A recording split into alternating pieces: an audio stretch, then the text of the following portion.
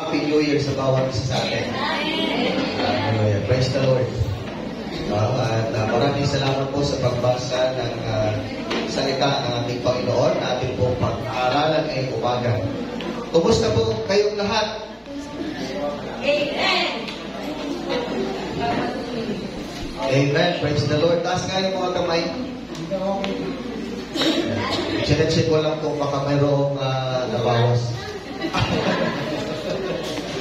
Okay. So, this morning, I'd like to welcome everyone sa ating pong wider. Pag sinabi po natin wider, ito po ay acronym ng WIN, Integrate, Disciple,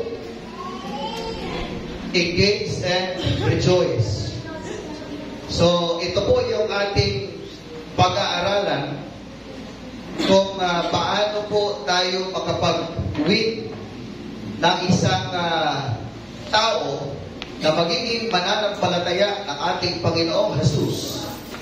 At pagkatapos o kalaunan ay ikanya pong gagamitin ang kanyang sarili, ang kanyang buhay para sa kanyang buhay na paglilingkod sa ating Panginoon. At nang sa gayon po, everybody's rejoicing in the Lord. Amen? Na tayo po ay sama-sama at maraming mga mananampalataya na lalapit sa ating Panginoon, magpupuri, magsasamba sa Kanya sa Espiritu at sa katotohanan. Pero yung mensahe po ngayong umaga is just an introductory message. Ibig sabihin, ito po ay introduction pa lang sa kung paano po tayo, saan tayo magsisimula at tatapusin po natin ito doon po sa kung saan isang mananampalataya na mayroon pong commitment sa ating Panginoon. Now, church, I want you to imagine a church.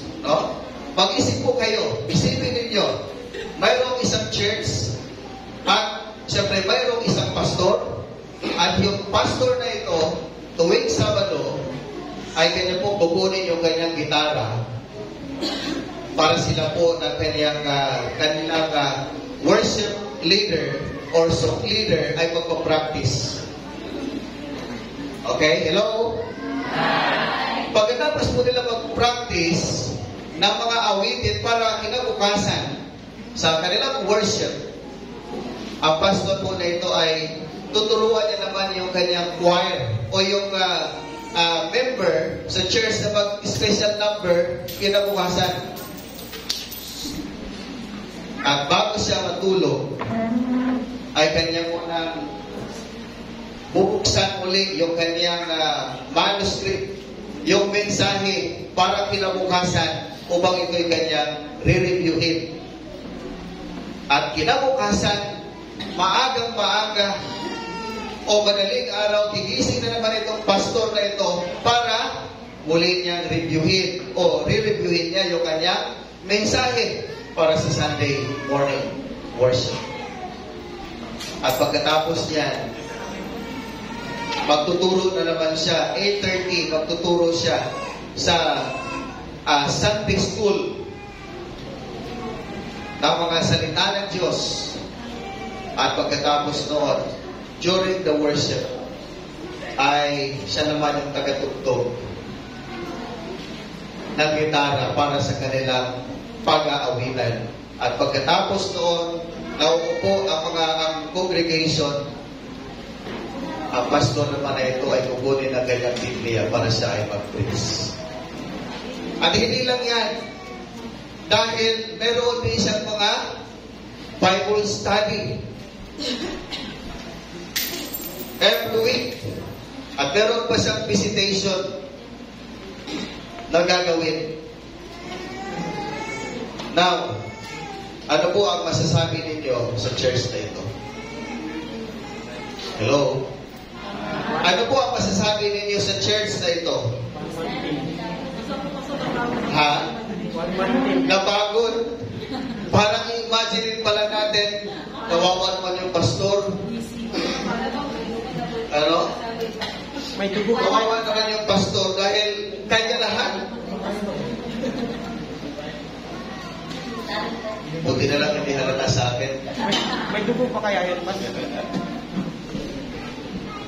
At alam niyo po mga kapatid, dapat sumagi po sa ating kaisipan. Ito ba yung nais ng Diyos sa isang iglesia? Ito kaya yung gusto ng Diyos na makita sa isang iglesia? Na yung pastor ang lahat ang gagawa o ilang mga manggagawa? Hindi yan ang dinesign ng Panginoon. Hindi yan ang nais ng Diyos. Kaya po sa ating talata ngayon, na makikita po natin sa Ephesians chapter 4, verse 11 and 12, and 1 Peter chapter 2 and verse 9, sabi po dito, at binigyan niya ang ilan ng kaloob upang maging mga pastol, ang iba na may mga propeta, ang iba na may ebangelista, ang iba ay pastor at guro. At ginawa niya ito upang ihanda sa paglilingkod. Sino? Ang lahat ng mga banal para sa ikatitibay ng katawan ni Kristo, ang iglesia. So dito po, binibigyan po ng diin ni Apostol Pablo na malinaw na sinasabi niya rito ang gawain o trabaho po ng isang pastor. At yan po ay upang i-equip o ihanda ang mananampalataya para sa gawain ng ating Panginoon.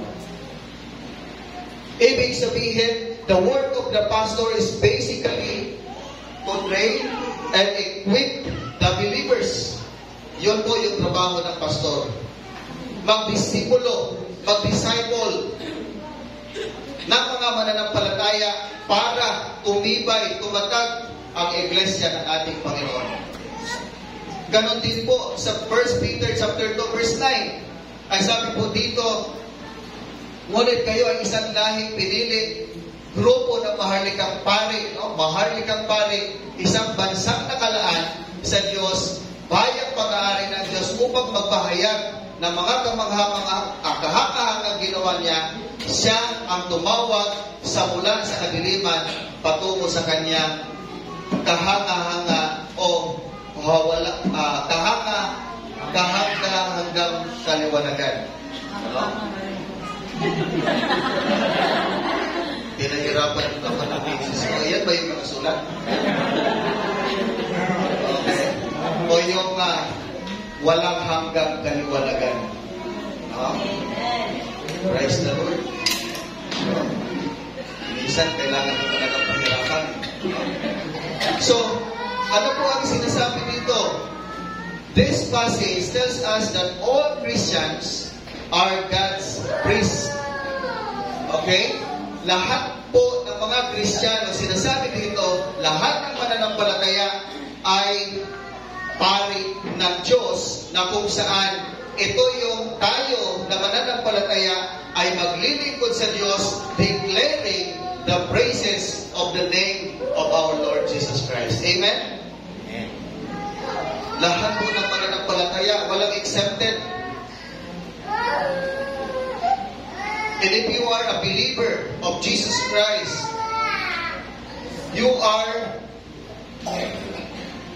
ikaw ay kasama o ikaw ay isang pari na maglilingkod sa Diyos. Okay? Now, para mas lalo po natin maunawaan, baka natigla po kayo, ay pari pala ako. Baybayin po muna natin, balikan po natin yung Old Testament. Okay? Sa Old Testament, ano ito ba? Okay. Kaya lang, nakulang yan, ay yung ginawa ko po kagahapon, ay hindi po na-save. Kaya grabe talaga yung kaaway, Sa Old Testament, during the time of Levitical priest, yung priesthood ministry, ito po ay ibinibigay lamang sa lahi ni Levi. Okay? Si Levi, lahi ni Levi. At itong mga pari na ito, ang binibigyan lamang ng pribilehiyo at responsibilidad para maglingkod sa Diyos doon po sa templo. At lahat po ng gawain, kasama po yung pagbibigay ng mga handog or sacrifices, offerings, mga batas, pag-aawitan, o maging yung templo. Thank you, Pastor Dan.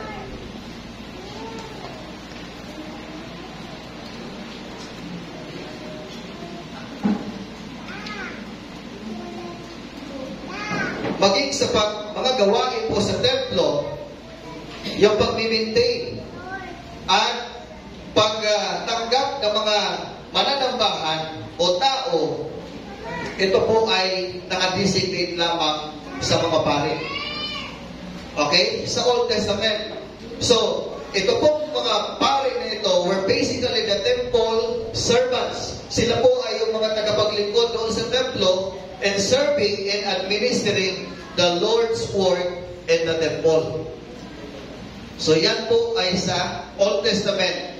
Ngunit, sa New Testament, priesthood is no longer exclusive to a particular tribe or group of people. Okay? Hindi po ito nakalaan lamang, ang pagiging pari ay hindi lamang po nakalaan lamang sa mga particular na tribo o tao o grupo ng tao na pwede lamang maglingkod sa loob ng templo para sa ating Panginoon. Sabi nga ni Peter, doon po sa kanya sinabi, and the new covenant, the priesthood now belongs to all believers, sa lahat po ng mananampalataya. Every Christian is now given the privilege, pribilehiyo at responsibilidad para maglingkod sa Diyos para sa kanyang kapurihan at kaluwalhatian. And it means that you and I are God's priest, and all of us are called, equipped, and expected to serve our Lord Jesus Christ. Amen ba? Amen. Ikaw at ako ay tinawag ng Diyos na maging pari para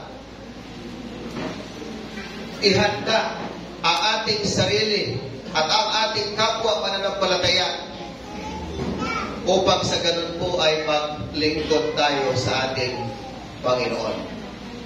Now, what does it mean to be God's priest? Ano po ang ibig sabihin ng pagiging pari natin ng Diyos o pari ng Diyos? Una, it means that as God's priest, all of us are servants of God. Naniniwala po ba kayo? Dahil ikaw at ako ay tinawag at pinili ng Diyos na maging pari, ikaw at ako ay nakalaan para maglingkod sa ating Panginoon. Meaning, the moment na tinanggap mo si Kristo Jesus sa iyong buhay bilang iyong Panginoon at personal na tagapagligtas, automatically you become a servant of Jesus Christ. At ang Biblia po ay nagtuturo po sa atin na tayo na mga mananampalataya at bilang pari ng Diyos ay tinawag ng Diyos para maglingkod sa Kanya. God called us to serve. At ito po ay isang pribilehiyo at the same time, ito po ay isang responsibilidad na maglingkod tayo sa ating Panginoon. Nung si Kristo ay dumating sa ating buhay at tinanggap natin siya, it follows that all of us become God's servants. And as servants, Ano po ang inaasahan sa atin ng Diyos? We are expected not only to be faithful, but to be fruitful. Hindi lang po inaasahan ni Lord na maging tapat ka sa Kanya, kundi ang inaasahan ni Lord sa buhay mo ay maging fruitful ka, magiging mabunga ka. And look sa Matthew chapter 25 verse 14 to 30, ay doon po inilarawan ng Panginoong Jesus yung kanyang talinghaga patungkol po sa mga sa talent. Pinagkatiwala, no? Pinagkatiwalaan ng mga talento. Mayroong isang Panginoon at mayroon siyang 3 servant. Sabihin na natin si servant number 1, 2, and servant number 3. Ito po si servant number 1. Binigyan po ng kanyang Panginoon ng 5,000. At yung servant number 2 ay binigyan niya ng 2,000. At yung number 3 po ay binigyan niya ng 1,000. At abilin po sa kanila ng Panginoon na ito ay kanilang palaguin. Okay? Palaguin nila yung binigay sa kanila. At sa mahabang panahon, muling bumalik itong Panginoon sa 3 servant niya. At agad na pinatawag po yung mga servants na ito. At ang sabi ng servant number 1, Panginoon, nandito po ang aking 5,000 na binigay mo sa akin. Narito din po yung panibagong 5,000 na tinubo doon sa binigay mo sa akin. Servant number 2, sabi naman niya, Panginoon, nandito po yung aking 2,000. At ito naman po yung panibagong 2,000 na tinubo ko. At ito po si servant number 1. 1,000 ang binigay sa kanya. Tapos ulo siya, sabi niya, Panginoon, ito po yung 1,000 mo. Wala po yung tubo. Kasi itinago ko yan. Nagalit yung Panginoon na ito. Sabi niya, isa kang tamad na alitin. Yes, itong they are faithful, no, sa kanila po ginagawa. Yung servant number 3, na 1,000 lang yung binigay, walang tubo, faithful din siya. Pero ang tanong, nagbunga ba yung kanyang pagiging faithful? Hindi, di ba? Bakit? Kasi itinago niya. So, yan po ang ina-expect ng ating Panginoong Diyos sa buhay po natin. Bilang naglilingkod sa Kanya, hindi lamang po dapat tayo magiging faithful sa ating pong ginagawang pagsunod sa Kanya, kundi dapat magiging mabunga din po tayo.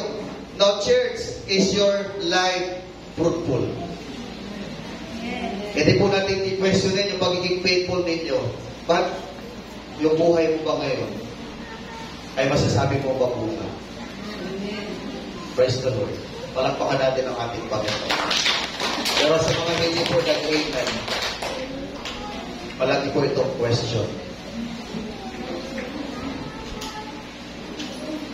Kailan po tayo maging mamunga?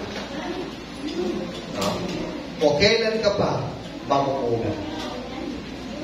And as servants, we are expected to serve in love.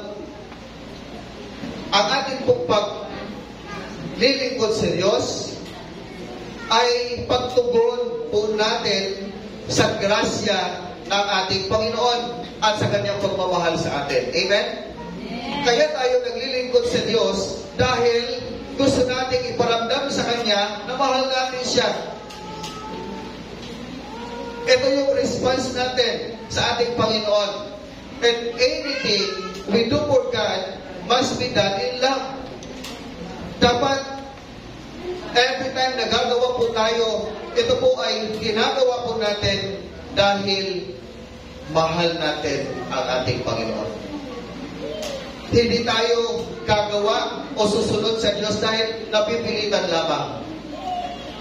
Sabi nga ni Paul sa 1 Corinthians chapter 13, it will be useless and worth nothing kung maglilingkod lang tayo na walang kasamang pagmamahal.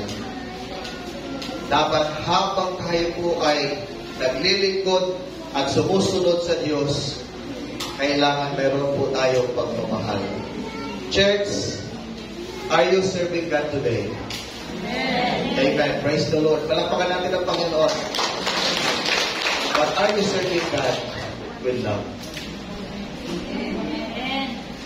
Naglilingkod po tayo sa Diyos dahil mahal natin siya. Amen. Another clap offering sa ating Panginoon. All of us are equipped to serve. Kanina po, all of us are called to serve. Now, all of us are equipped to serve. Ibig sabihin, tayo po ay inihanda na para sa paglilingkod, para handa tayong maglingkod sa ating Panginoon at sa ating kapwa. At bawat isa po sa atin, ay inihanda na ng ating Panginoon at binigyan tayo ng Diyos ng mga kaloob or talento. Naniniwala ka bang meron kang talento na binigay sa iyo si Lord? Amen. Praise the Lord. Kaya kung meron mang bumulong sa iyo na sasabihin, uy, wala kang talent, sabihin mo sa tanas, lumayas ka kasi may talent ako, binigay ni Lord ito sa akin. Ano? Meron kang talent, mayroong talent na binigay si Lord. Every Christian has at least one spiritual gift or spiritual gift he can use to serve God. Ibig sabihin, may binigay sa iyo si Lord. Kahit isang talento yan, pero binigay yan sa iyo ni Lord para gamitin mo para sa iyong paglilingkod sa Kanya. Para sa Diyos ang mabigyan ng papuri, para ang Diyos ang siyang maitaas at maluwalhati. Pero yung iba naman sa atin, most of us have several gifts na binigay si Lord. Ano? Yun lang tinatawag na kumakanta na nagigitara pa. Nagluluto habang naglalaba. Kumakain pagkatapos naghuhugas ng pinggan. Talent yun. Ano?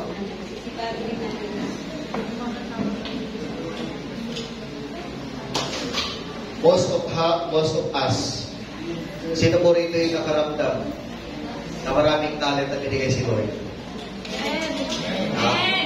Sino po yung nag-iisa lang? Sa tingin niya, isa lang yung talent na binigay ni Lord sa kanya. Kaya kung dami natin, kaya kung umiyak ay Minsan, kini-question natin yung sarili natin, di ba? Lord, ano ba yung gift? Ano ba yung talent na binigay mo sa akin? Parang hindi ko pa kayo maunawaan hindi ko pa maintindihan. Parang nung tinawag ko ako ni Lord, sabi ko sa sarili ko, Lord, magsiserve ako sa iyo, maglilingkod ako, wala akong nakitang talent sa sarili ko Pero sa likod pala nun, akala natin, wala tayong talent, pero marami na pala tayong mga nagawang bagay, nakapuri-puri para sa ating Panginoon. Ano? Now, may dalawang bagay na kailangan po natin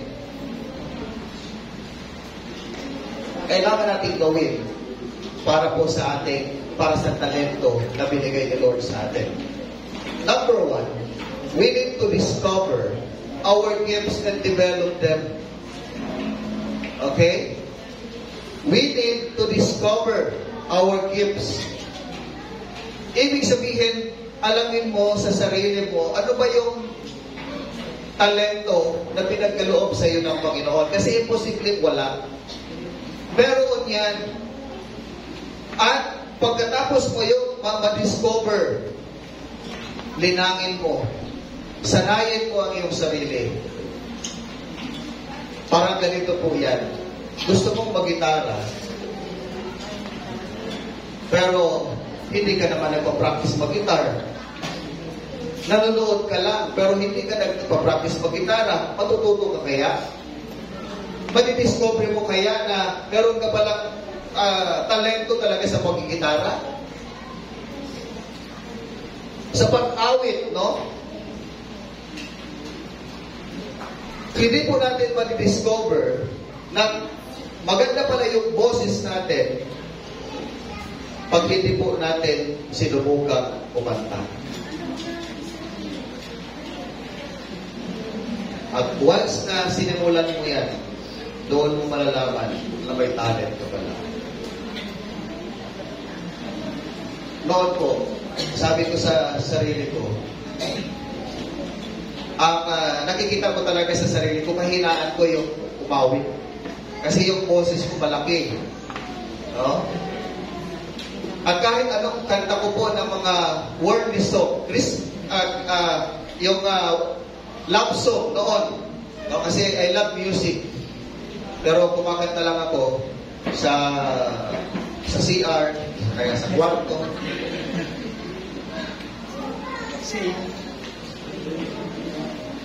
Alam po ninyo, noong kumakanta na ako para sa Panginoon, doon ko na-realize, bakit pala yung boses ko sa mga worldly song. Pero mas nagagandahan ako sa boses ko, para pagka umawit ako para sa Panginoon. Kaya hindi ko pwede sabihin na hindi ko pwede sabihin, wala akong talent sa pagkanta. Kasi bakit? Gandang-ganda ako sa boses ko, pagka umawit ako para sa Panginoon. Ikaw rin po ba ganun ba? Ganun ka rin ba? Ako din. Ako din. Nag-aalangan pa tayo na umawit, but pagka tayo ginamit natin yung boses natin para sa Panginoon, doon natin na-discover, uy, may talent pala ako. May talent ka pala. No? Ganon din sa pagluluto. Diba? Minsan, masarap ka naman magluto sa bahay.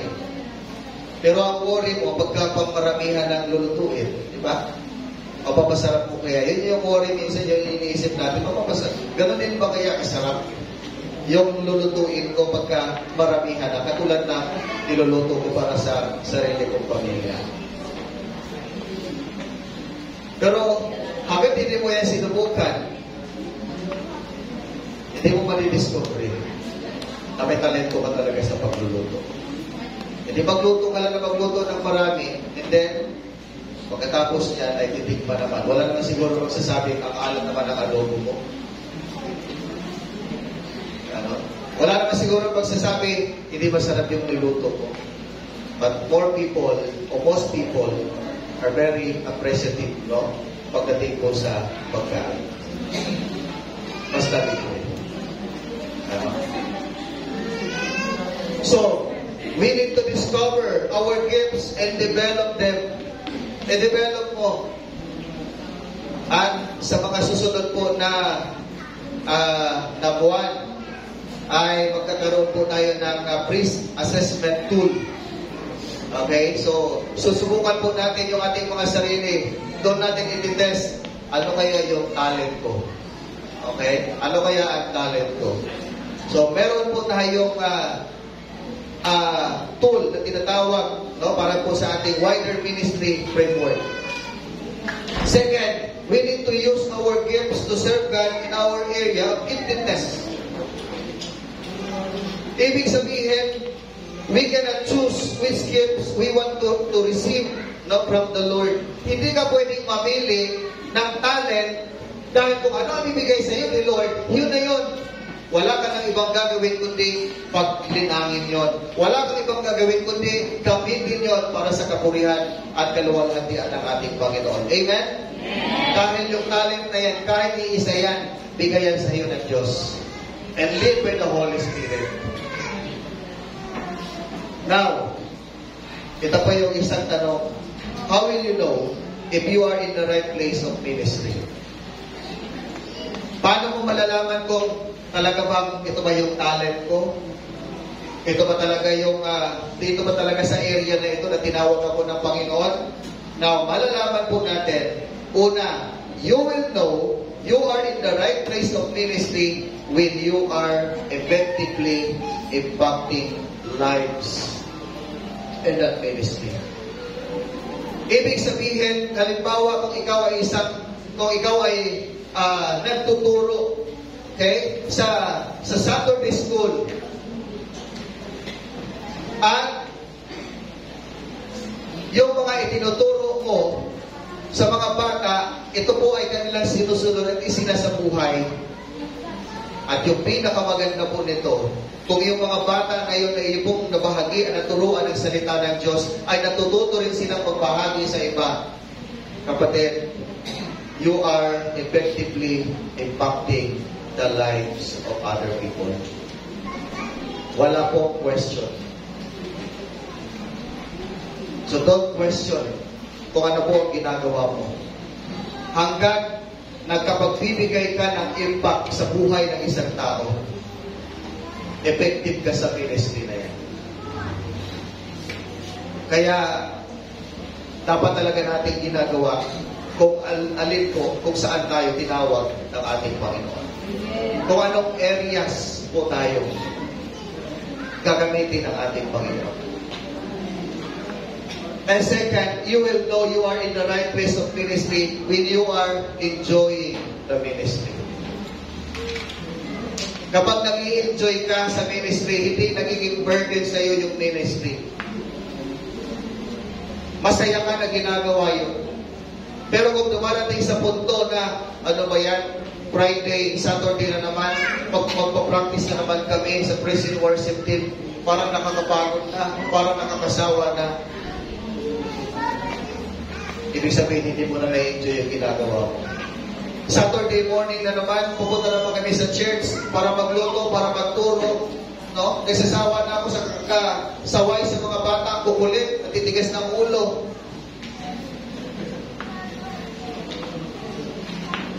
Minsan yun po nagiging bigat, nagiging burden sa atin. Pero kahit na alam mo na yun yung mga bata na yun, yung pag-ministeryuhan mo at nai-enjoy mo yung ginagawa, ibig sabihin, kapatid,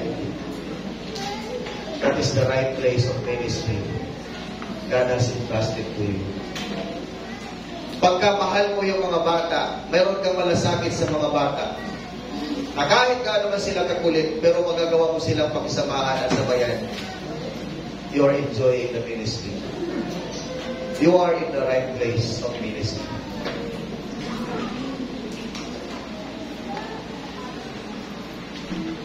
Ganon din po sa ating small group. Leading our small group. Pagka sa tingin po natin o nararamdaman, nakakaramdam tayo ng panginginawa o bago na pag-aral ng materials o ng lesson, you are not enjoying the ministry. Nagiging burden sa iyo. Nagiging mabigat ka. Pero kung ikaw ay excited at naging nagtatanong, Pastor, kailan ba yung ating cascading ng small group? Yan ang ini-enjoy mo kung ini-enjoy mo yung ministry. And I praise the Lord. Dahil karamihan po ng mga small group leaders natin nagtatanong, Pastor, kailan po yung ating small group? Palakpakan mo na natin yung buhay ng small group.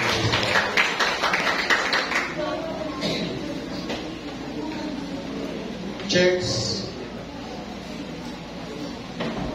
you will know you are in the right place of ministry when you are enjoying the ministry.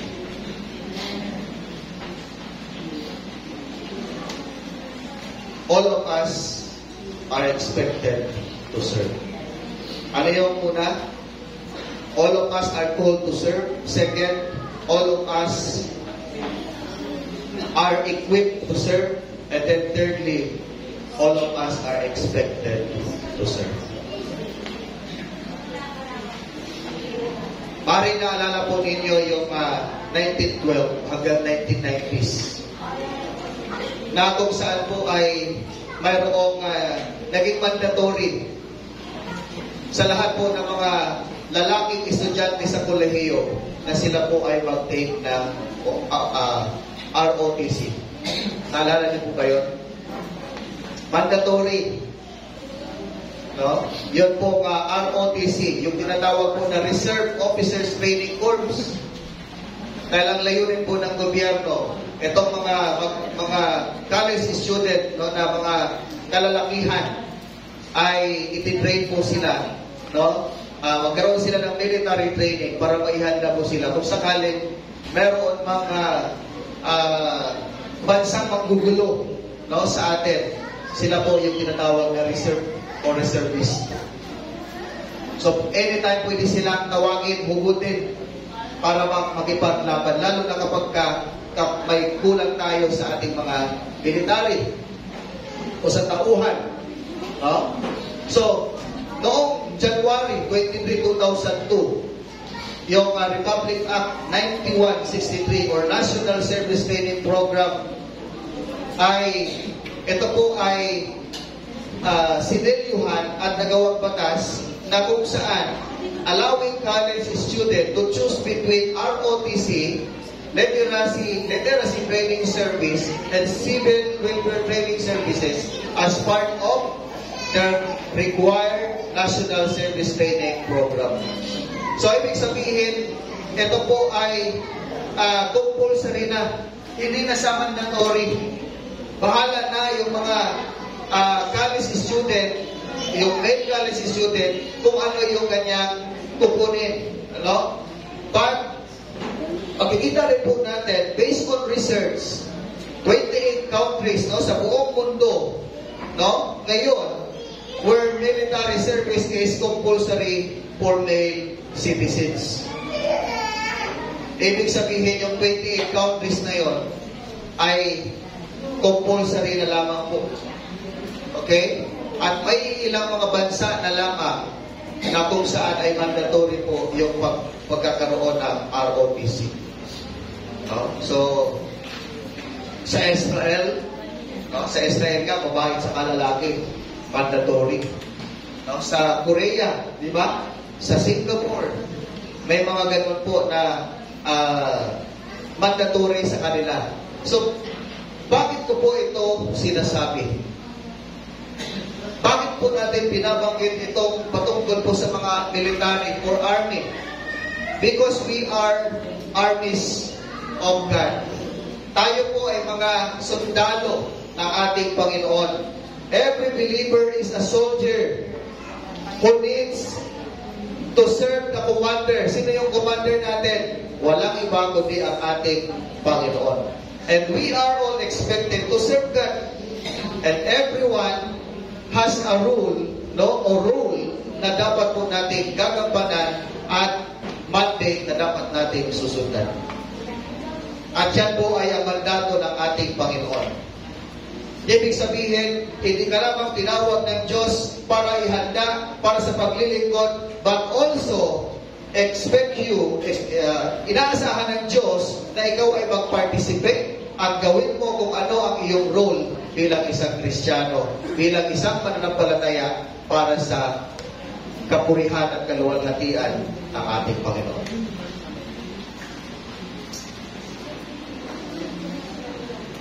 Tayo po bilang mga armies or soldiers ng ating Panginoon, we are called to help the church and accomplish its mission. Mayroon tayong mga mission na dapat natin gawin. In church, are you serving God? Amen. Ano yung mga ministries na gusto mong gampanan o gawin para sa ating Panginoon? Ano yung mga ministry or ministeryo ng Panginoon na gusto mong gawin para sa taon na ito? Second, what does it mean to be God's priest? It means that we all have access to God's presence. Ibig sabihin, bilang mga pari ng Diyos, mayroon na po, malaya na po tayong lumapit sa presensya ng ating Panginoon. Access means we have absolute permission to come to God anytime, anywhere. Sa Old Testament, yung mga high priest o yung mga matataas na pari lamang ang pwede pong pumasok doon sa tabernakulo na may tinatawag po na Holy of Holies. Sila lamang po yung allowed na pumasok doon. At sa Holy of Holies na yon ay nandoon yung presence ng Panginoon. At ito po yung tinatawag na high priest o mga matataas na pari, pagka sila po ay pumasok doon sa Holy of Holies na lugar, pinakabanal na lugar, ay doon po ipapahayag ng Diyos kung ano ang nais ng Diyos sa bayan Israel. Meron po silang tinatawag na taunan o Atonement Day. Taunan na kung saan sila po ay naghahandog, nagdadala ng mga handog nila sa Panginoon, sa Diyos, para sila po ay mapatawad sa kanilang mga kasalanan. At ito po mga high priest na ito, ang tanging makikipag-usap lamang sa Diyos doon po sa Holy of Holies. Pero sa New Testament, nung si Jesus po ay namatay sa cross, nung siya po ay nalagutan ng hininga, nahati po, yun po kortina sa templo. Nahati. Yung kortina na yun po ang siyang nagsisilbing harang para ang mga mga high priest lamang ang pwedeng pumasok. At yung kortina na yun nahati, ano pong ibig sabihin nun? Ang pagkamatay ng Panginoong Jesus, ang siyang nagbigay sa lahat ng tao, sa lahat ng mananampalataya na makapasok doon po sa Holy of Holies na tinatawag para lumapit po sa presensya ng ating Panginoon. Ibig sabihin, bawat mananampalataya ay meron ka ng karapatan na lumapit sa banal na presensya ng ating Panginoon. Pwede ka nang lumapit sa Diyos, manalangin at hingin sa Diyos kung ano ang nais ng iyong puso.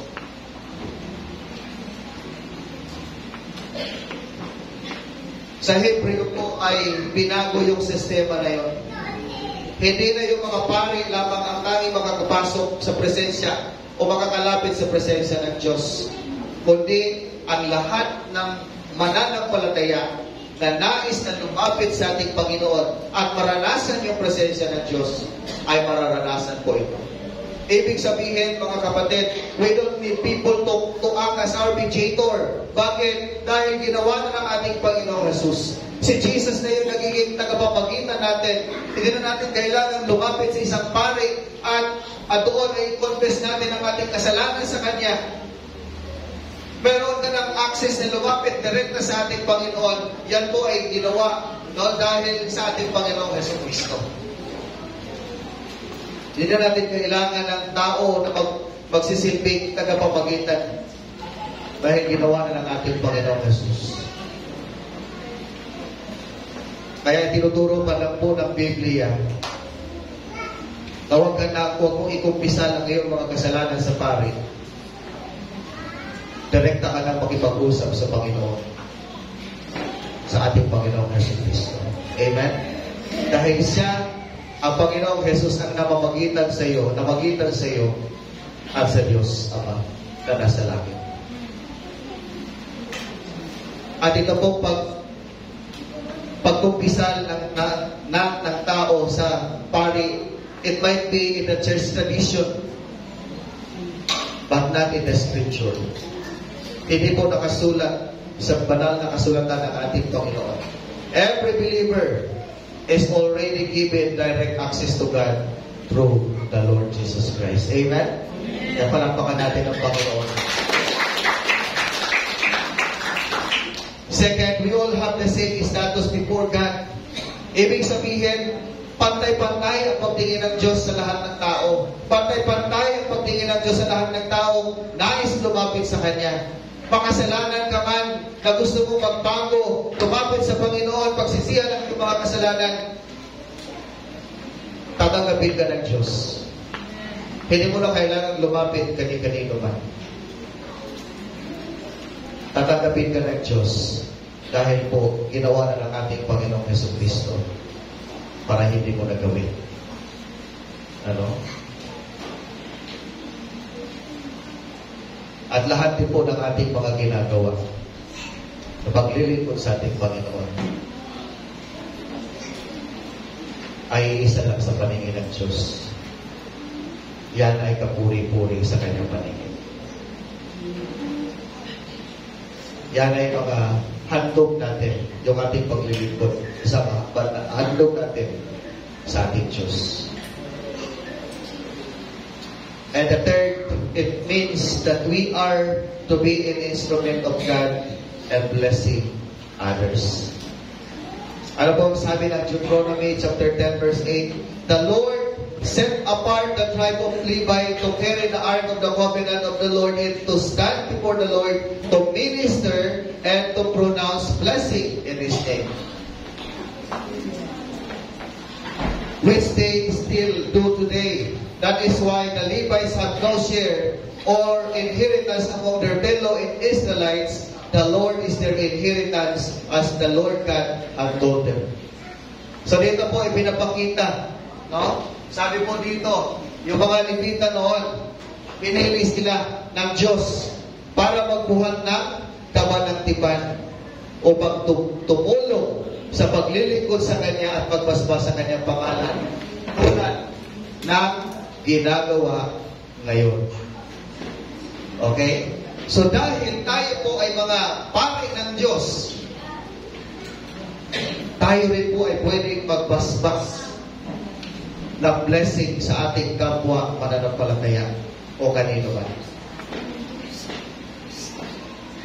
We can also bless others dahil binibless tayo ng ating Panginoon. And Christians are blessed to be a blessing. Amen? Blessing ka, kapatid. Sabihin mo nga sa katabi mo, kapatid, isa kang magpapala sa akin. Isa kang blessing. Ano? Huwag niyo sabihin na isa kang sumpa. Isa kang blessing. Ano?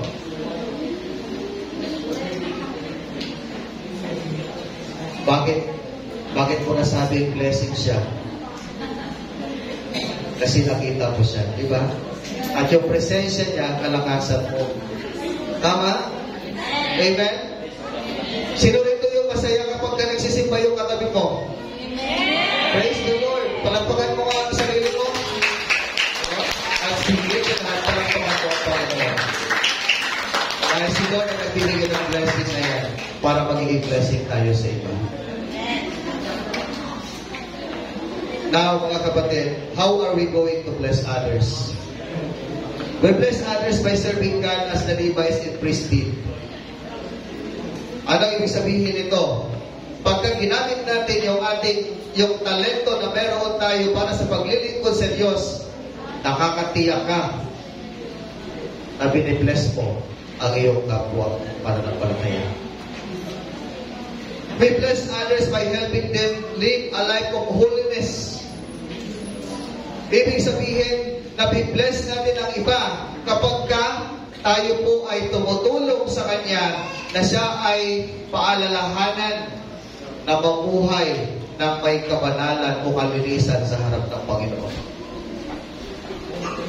Binibless natin siya kapag pinapaalalahanan natin siya na mali yung kanyang ginagawa dahil yan ay kasuklam-suklam sa harap ng Diyos. Binibless natin yung isang tao kapag binibigyan natin siya ng leksyon, tinuturuan natin siya para maituwid yung kanyang pamumuhay. Pero nasa tao na yun, natatanggap ng iyong pagtuturo, ng iyong koreksyon. Kung yun ay kanyang tatanggapin. But as long as you declare blessing to that person, pagpapalain ka pa ng Panginoon. Amen? I-bless ka pa ng Diyos. Lalong higit, pag hindi ka magsasawa na magpapaalala sa tao na yan, kapatid, namumuhay ka ng hindi kalugod-lugod sa harap ng Diyos. Tinuturuan natin at pinapaalalahanan ng isang tao para mamuhay ng may kabanalan sa ating Panginoon.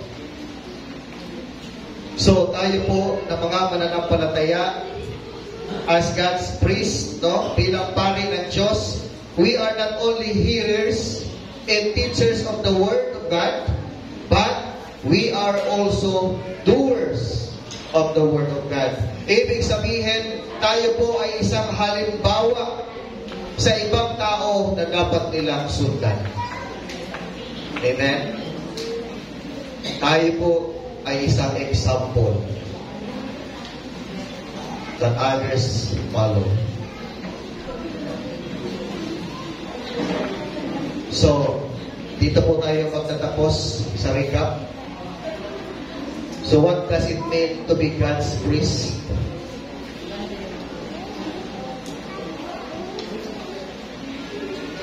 It means that as God's priest, all of us as servants of God. Amen. Secondly, it means that we all have the access to God's presence through Jesus Christ. Malaya na tayo na makalapit sa presensya ng ating Panginoon na wala ng hadlang, wala ng barrier. Pwede ka nang lumapit direkta sa ating Panginoon at panalangin. Humingi ng tawag. And lastly, it means that we are to be an instrument of God and blessing others. Ikaw ay kasangkapan ng Diyos. Instrumento ng Diyos para pagpalain din ang iba. Amen? So mga kapatid, nawa tayo po ay natuto. So introduction pa lamang yan ang mensahe. And I do believe na sa mga susunod pa ay marami pa po tayong mga matutunan na salita ng ating Panginoon. Amen? Palakpakan po natin ang ating Panginoon.